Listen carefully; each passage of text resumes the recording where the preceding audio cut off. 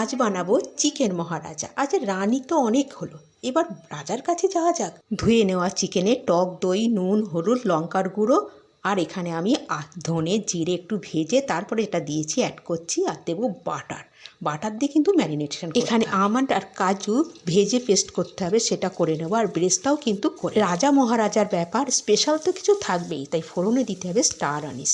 তেলের সাথেও বেশ পরিমাণে একটু ঘি দিয়ে আদা, রসুন, পেঁয়াজ সব কিন্তু ভেজে নিয়ে রসুনের ফ্লেভার স্ট্রং করার জন্য শেষে রসুন আর টমেটো কুচি অ্যাড করে ভালো করে কষিয়ে কিন্তু ম্যারিনেট করা চিকেনটা দিয়ে দেবো।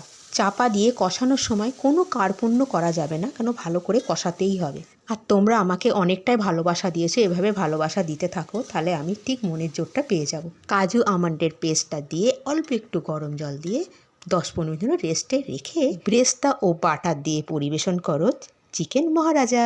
টাটা।